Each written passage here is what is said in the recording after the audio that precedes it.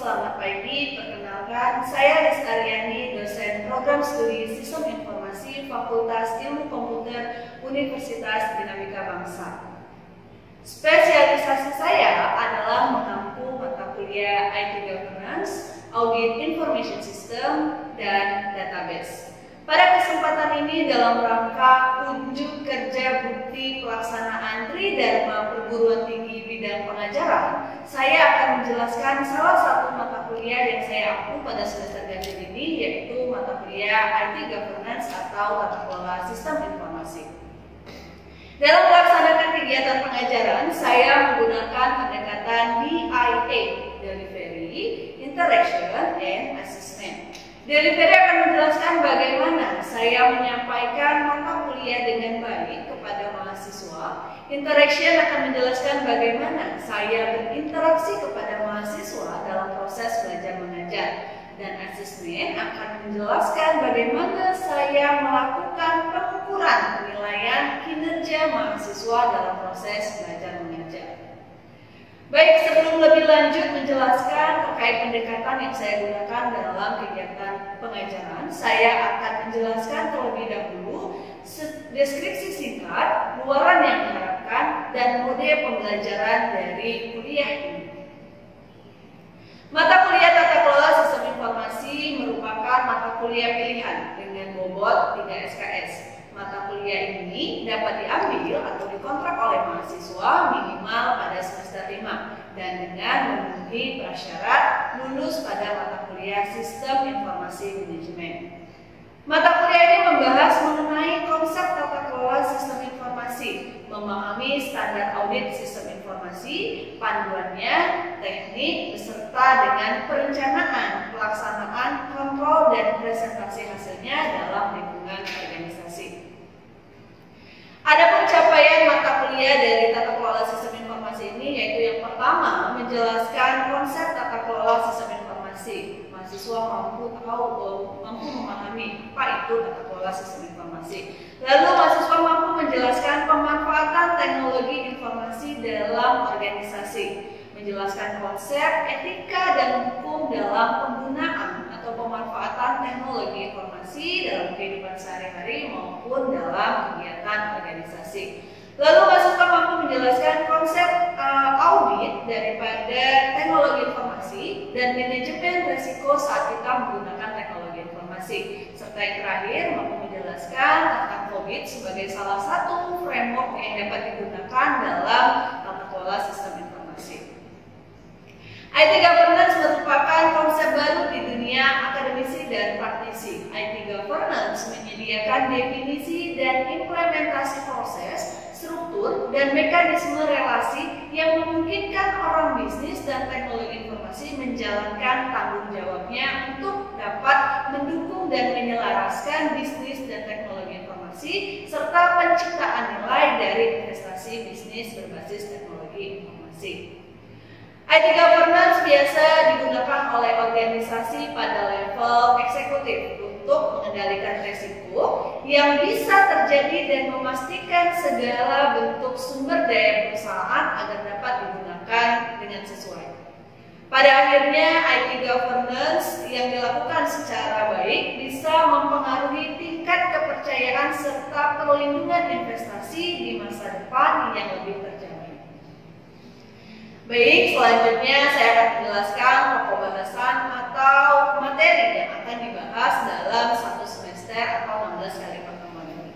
Yang pertama yaitu konsep dari IT Governance dalam perusahaan, lalu elemen dari IT Governance, prinsip pemanfaatan teknologi informasi dalam organisasi, manfaat dan risiko pemanfaatan IT dalam IT Governance, dampak IT Governance terhadap keselarasan bisnis dan teknologi, IT Balance Scorecard dan COVID untuk IT Governance, serta kerangka kerja COVID untuk menjamin teknologi informasi dalam sebuah organisasi. Oke, setelah mengetahui gambaran umum mata kuliah Tata Kelola Sistem Informasi, saya akan kembali menjelaskan secara detail daripada pendekatan yang saya gunakan dalam pengajaran ini. Tadi sudah saya bahas bahwa saya menggunakan pendekatan DIA, Delivery, Interaction, and Assessment. Yang pertama saya akan menjelaskan delivery. Delivery akan menjelaskan bagaimana mata kuliah ini dapat tersampaikan dengan baik kepada mahasiswa dengan menggunakan dua strategi atau dua media. Yang pertama melalui textbook dan yang kedua melalui case method. Adapun textbook yang saya gunakan yaitu Information Technology Control and Audit karya Smith and Jalajos, lalu Strategies for Information Technology Governance karya Van Grenbergen, dan yang terakhir Tata Kelola Teknologi Informasi karya Profesor Ricardus Eko Ibrahim. Textbook ini akan saya gunakan sebagai acuan dalam membuat modul atau bahan mata kuliah yang akan nanti disampaikan kepada mahasiswa. Yang kedua, untuk delivery ini saya menggunakan case method, yaitu saya memberikan contoh kasus terkait pemanfaatan teknologi informasi terkini oleh organisasi dan perusahaan dalam menjalankan proses bisnisnya, serta juga beberapa soal yang nanti akan didiskusikan oleh mahasiswa. Baik, yang kedua setelah delivery yaitu interaction. Interaction yaitu bagaimana saya menjalin interaksi dan komunikasi kepada mahasiswa dalam proses belajar mengajar. Dalam berinteraksi dengan mahasiswa di dalam kelas, saya mengedepankan dan menekankan mahasiswa untuk berpartisipasi aktif, bertanya, dan mengemukakan ide dan pendapat dalam proses pembelajaran. Selain itu, saat memaparkan materi, saya biasanya menyisipkan pertanyaan-pertanyaan sehingga mereka mendapat pemicu untuk dapat berpikir dan mengemukakan pendapat. Teknik yang selanjutnya yaitu membagi mahasiswa menjadi beberapa kelompok, dan masing-masing kelompok nanti akan diberikan isu atau tema yang mana mereka akan mendiskusikannya. Ya, isu-isunya tentu terkait dengan bagaimana penyelarasan teknologi informasi dalam sebuah organisasi dalam mencapai visi, misi, dan tujuannya. Nanti hasil dari diskusi masing-masing kelompok dipresentasikan dan didiskusikan bersama. Yang terakhir, saya menggunakan media WhatsApp Group sebagai media untuk berkomunikasi dan berinteraksi kepada mahasiswa. Jadi selain di dalam kelas, mahasiswa dan dosen tetap dapat berinteraksi. Tidak jarang saya melemparkan topik-topik terkini agar dapat terus berdiskusi kepada mahasiswa. Yang terakhir adalah asesmen. Asesmen akan menjelaskan bagaimana saya mengukur penilaian kinerja mahasiswa secara objektif di dalam kelas. Sistem penilaian selalu saya sampaikan di kontrak perkuliahan awal pada pertemuan pertama sehingga mahasiswa mampu mempersiapkan diri dan strategi untuk mendapatkan nilai yang memuaskan. Jadi mereka tahu nih komponennya apa saja, dan untuk mendapatkan nilai yang mereka inginkan mereka harus melakukan apa, komponen mana yang harus mereka tekankan. Berikut contoh skema penilaian yang saya gunakan dalam pengajaran. Selanjutnya, di sesi yang terakhir saya akan memberikan cuplikan pengajaran saya pada mata kuliah IT Governance yang saya lakukan dalam kelas. Selamat menyaksikan.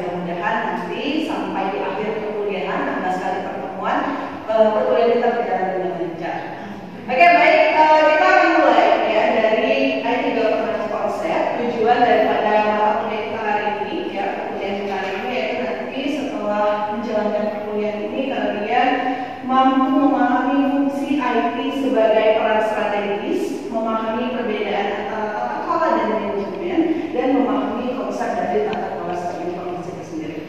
Oke, sebelum kita masuk ke materi, saya tanya dulu deh, ya, udah pernah belum dengar kata tata kelola? Sudah. Oke, apa coba tata kelola itu? Manajemen, apa lagi? Perencanaan, pengelolaan sumber daya manusia. Ya banyak ya. Nanti kita lihat benar nggak sih tata kelola itu manajemen, benar nggak pengelolaan sumber daya manusia? Dilatar belakangi dengan perubahan peran teknologi informasi yang awalnya sebagai pendukung, sekarang teknologi informasi bagi organisasi atau perusahaan menjadi peran strategis. Ya, kalau misalnya kalian lihat dulu bahwa teknologi informasi itu membantu akses dalam pencatatan, ya, dalam pembukuan. Nah, kalau sekarang bagaimana nih teknologi informasi ini membuat perusahaan kita itu menang daripada perusahaan kompetitor?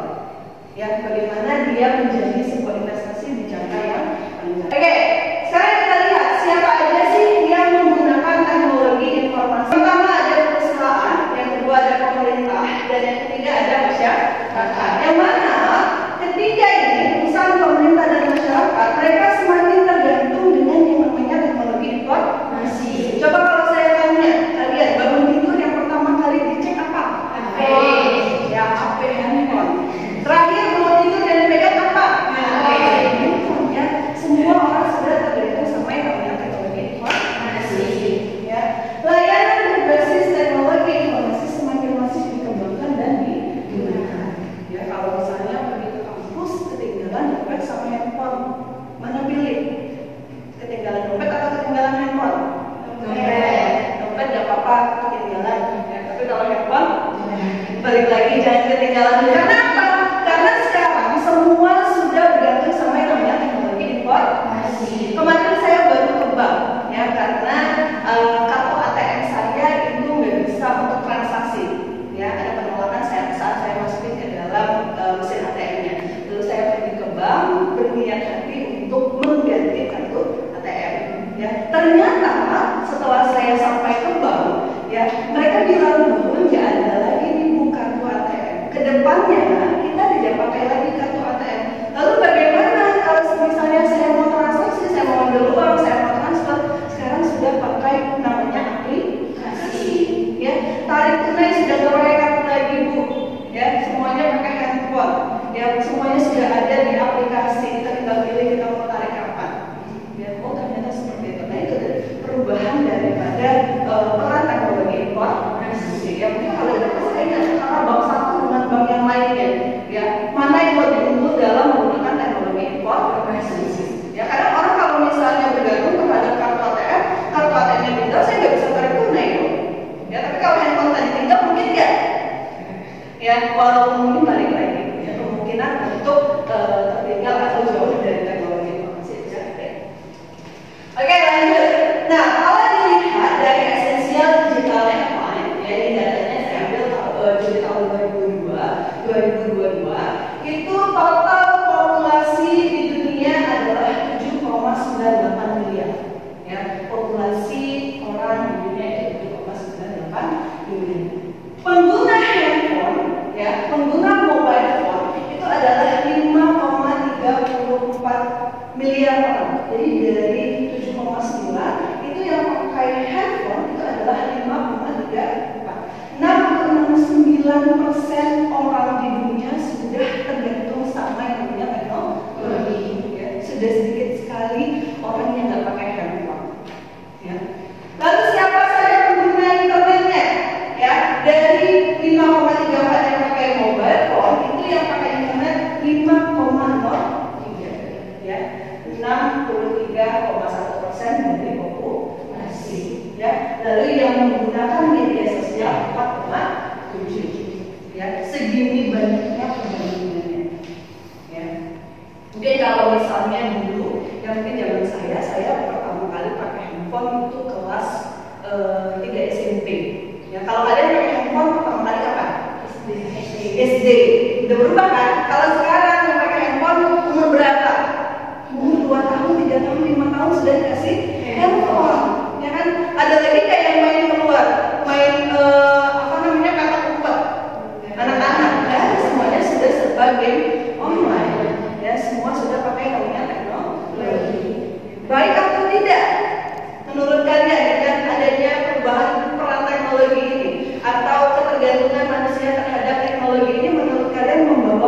yang baik atau tidak baik?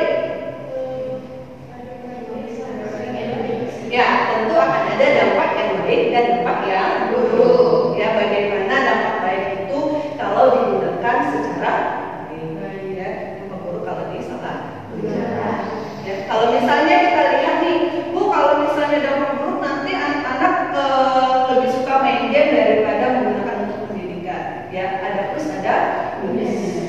Kita lihat kemarin saat pandemi COVID, ya, saat pandemi COVID kita tidak bisa tatap muka, kita melaksanakan perkuliahan melalui daring, melalui online, melalui namanya teknologi. Ya, itu juga salah satu perkembangan daripada teknologi.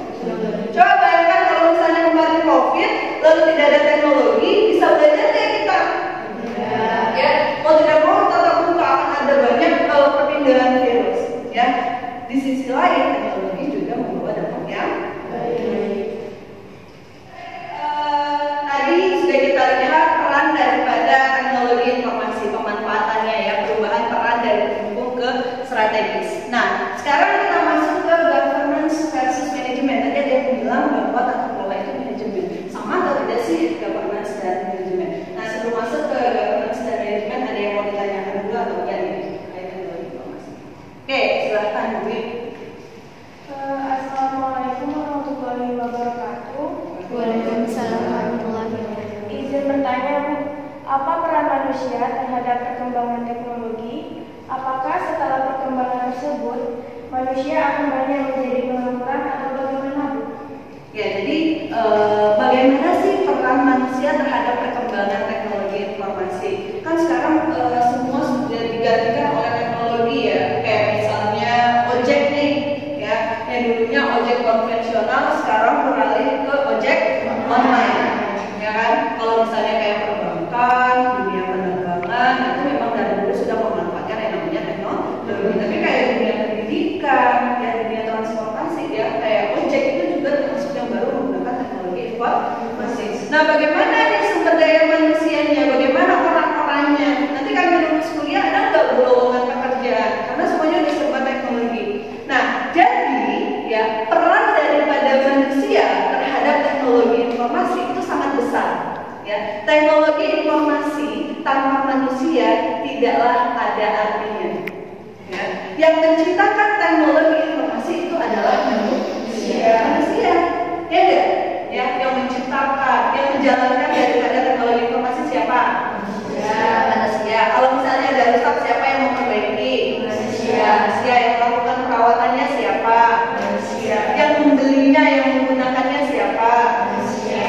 Jadi akan terus berdampingan antara teknologi informasi dengan manusia. Ya, kalau misalnya kita lihat, kita akan lihat apa itu IT governance.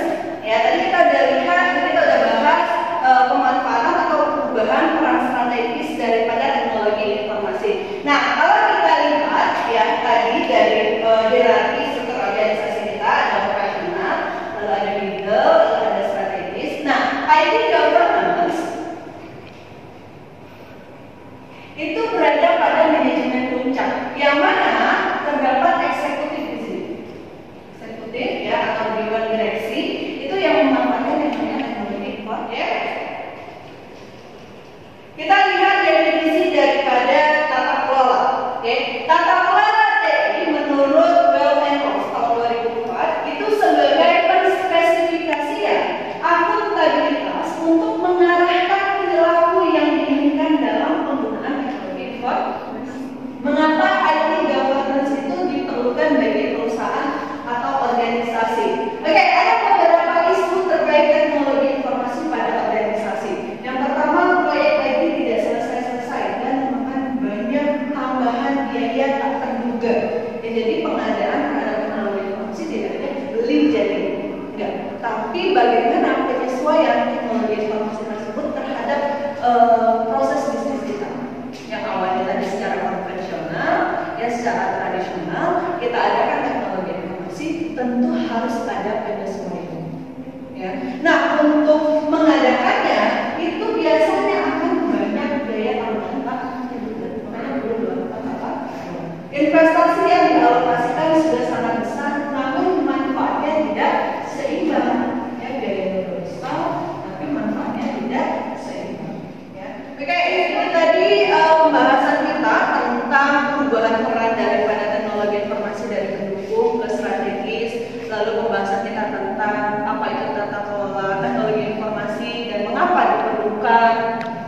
apa yang akan terjadi jika kalau misalnya tidak dilakukan tata kelola yang baik?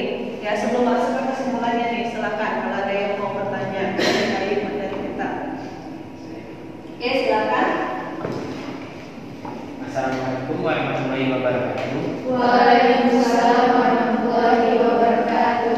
Izin bertanya, Bu. Apa ukuran tata kelola teknologi informasi yang berlaku telah terlaksana dengan baik? Terima kasih. Oke, bagus sekali ya. Jadi, Bu, perusahaan saya, organisasi saya ini sudah menerapkan tata kelola teknologi informasi. Apa ukurannya tata kelola teknologi informasi di perusahaan saya sudah berjalan dengan baik? Ya, jadi nanti akan ada beberapa kerangka kerja. Ya, salah satunya itu ada COVID yang akan kita bahas pada pertemuan selanjutnya. Kerangka kerja itu akan nanti menyusun bagaimana kita melakukan penilaian terhadap teknologi informasi di perusahaan kita. Ya, tadi kan sudah bilang bahwa tata kelola itu bagaimana melihat kesesuaian antara peran daripada teknologi informasi dengan visi dan tujuan organisasi. Apakah berjalan seimbang? Apakah berjalan sesuai dengan rutenya? Apakah berjalan sesuai dengan tujuannya? Ya, nah nanti dari kerangka kerja tersebut akan dinilai. Ya, akan ada nilai misalnya target daripada pengadaan teknologi informasi kita itu berada di level apa, lalu dilakukan tata kelola, nanti dilihat hasilnya itu akan ada di level berapa, nanti akan ketahuan tuh bagian apa yang harus diperbaiki, ya, mana yang tidak sesuai, mana yang harus ditingkatkan, mengapa bisa tidak terjadi kesesuaian, ya, seperti itu ukuran daripada tata kelola teknologi informasi. Apakah sama antara ukuran tata kelola teknologi informasi di organisasi A dengan di organisasi B? Sama atau tidak?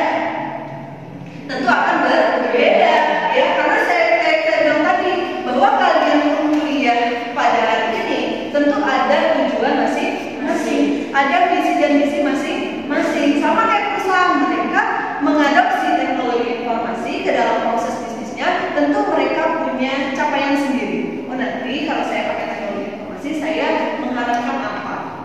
Ya, kalau misalnya di organisasi B nanti mengharapkannya apa?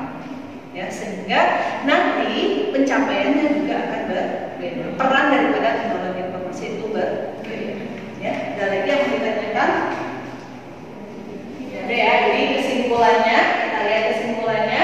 IT governance atau tata kelola teknologi informasi adalah proses yang digunakan untuk memantau dan mengendalikan keputusan kapabilitas teknologi informasi untuk memastikan pengiriman nilai kepada pemangku kepentingan utama dalam suatu organisasi. Oleh karena itu, tujuan dari IT governance tidak hanya mengirim nilai bisnis yang optimal pada tersebut, tapi juga untuk menimbulkan kepercayaan dari pemangku kepentingan utama pada orang yang telah mereka percayakan uang atau mata pencarian mereka. Ya, jadi kalau misalnya sebuah organisasi kepentingan itu mempercayakan uang mereka untuk menginvestasikan di organisasi kita. Ya, kalau misalnya nggak mungkin kan orang mau menginvestasikan tapi manfaatnya nggak ada. Ya, itu dari fungsi dan juga tata kelola teknologi informasi. Ada lagi yang mau ditanyakan? Silakan. Ini ada tugas ya. Jadi nanti kalian bentuk kelompok maksimal 3 orang. Kalian diskusikan bagaimana teknologi informasi diselaraskan dengan bisnis dan bagaimana bisnis diselaraskan dengan namanya teknologi informasi. Jadi sudah ada teknologi informasi ini ya perusahaan kita. Apakah bisnisnya harus kita sesuaikan sama teknologi informasi atau teknologi informasinya yang kita sesuaikan sama bisnis daripada organisasi atau perusahaan? Oke, ada yang mau ditanyakan terkait tugas? Tugasnya nanti akan dipresentasikan pada pertemuan selanjutnya. Ya, ada yang mau ditanyakan terkait tugas? Tidak ada? Tidak ada? Baik, kalau tidak ada, kita akhiri perkuliahan kita hari ini ya. Sampai jumpa di pertemuan selanjutnya.